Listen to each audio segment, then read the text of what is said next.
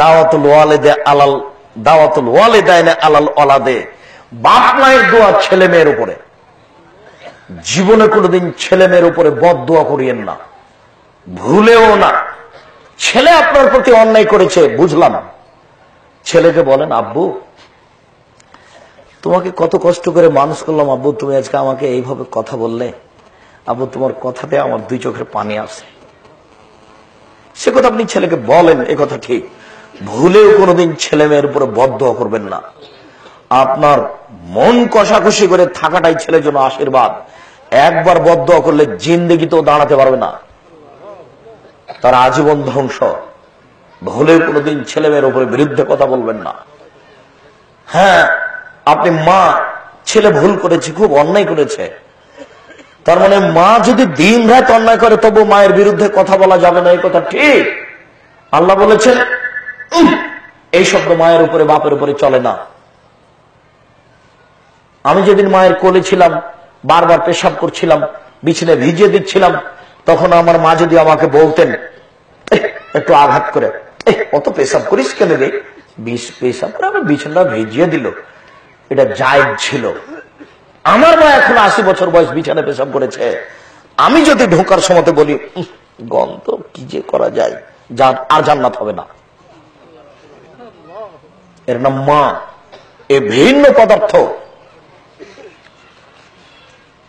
এ ভিন্ন জিনিস। এসব করাবেন আপনি, পায়খানা করাবেন আপনি, কাপড় বদলে দেবেন আপনি, গোসল করাবেন আপনি, কাঁধে নিয়ে হাসপাতাল নিয়ে যাবেন আপনি, পানি খরচ করাবেন আপনি। আপনার বোন ঢাকায় আছে, ও এখানে থাকবে না, নেই, ও শ্বশুর বাড়ি গেছে।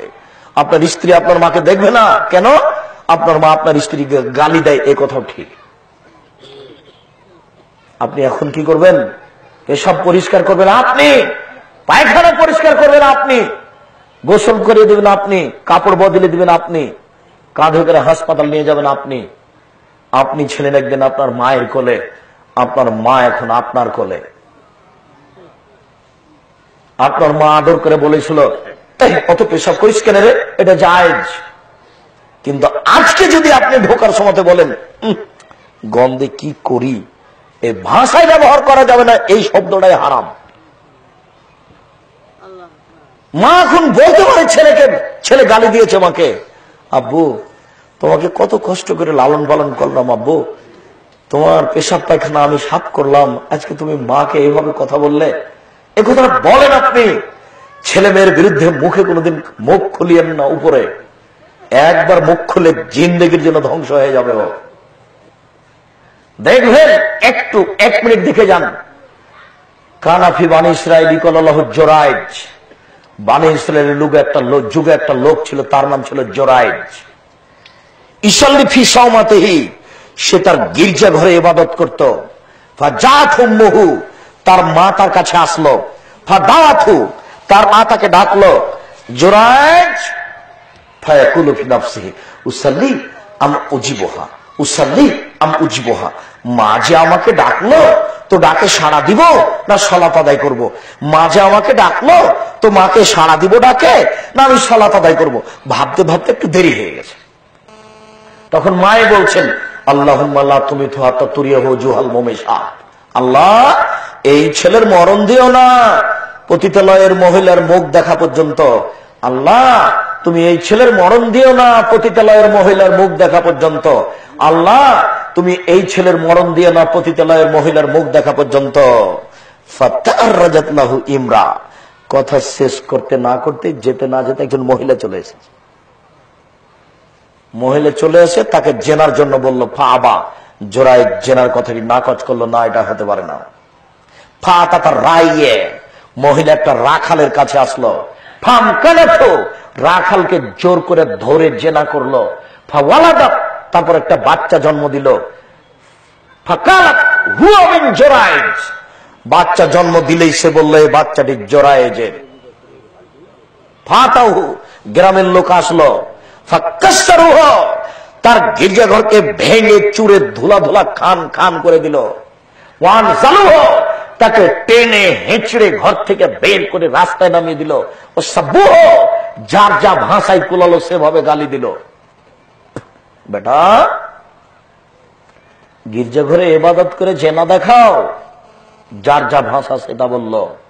ফাতাওয়াদ্দা, ওযু করলো, ওয়াসাল্লা রাকাতান, 2 রাকাত সালাত আদায় করলো। ওয়া কালা লিল ওয়ালা, বাচ্চাকে বলল, মানাবুকা, বাচ্চা তোমার বাপকে? বাচ্চা বলল, আবিয়া রাই, আমার বাপ রাখাল।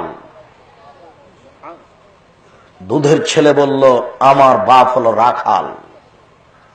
ফাকাল জেরামবাসী বলল, নারী সামাতাকে বিযাহাব, এই জোরাজ, তোমার গির্জা ঘর আমরা স্বর্ণ দিয়ে বানিয়ে দেব। কালাল্লাহ ইল্লা বিত্তরাব, আমি স্বর্ণ দিয়ে বানানো ঘর চাই না, আমার ঘর মাটি দিয়ে বানিয়ে দিতে হবে। বুখারী মুসলিম। কি বললাম আপনাকে, 1 মিনিটের জন্য দেখাতে চেয়েছি। দেখেছেন, খালি মা একটু দেরি হতে বলে চলে গেছে। আল্লাহ পতিতাল্লাহর মহিলার মুখ দেখা ছাড়া এর মরণ দিও না। দেখলেন কি ঘটনা ঘটলো? জিন্দেগি ছেলে মেয়ের উপরে গালি দিবেন না। রাসূল সাল্লাল্লাহু আলাইহি ওয়াসাল্লাম বলছেন, লা তাদু আলা আওলাদিকুম, ছেলে মেয়ের উপরে কখনো বদদুয়া করো না।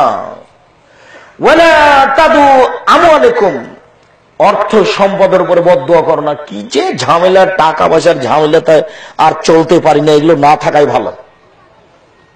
ব্যবসা বাণিজ্য নিয়ে হয়রানির কোন শেষ নাই। এই বিষয়ে ব্যবসা বাণিজ্য থাক, চলে যাবাকে ঘৃণা করি, এটা লাগবে না। জীবনে কোনোদিন এরকম কথা বলবেন না। অর্থ সম্পদকে সামনে রেখে কোনো মন্তব্য করবেন না খারাপ।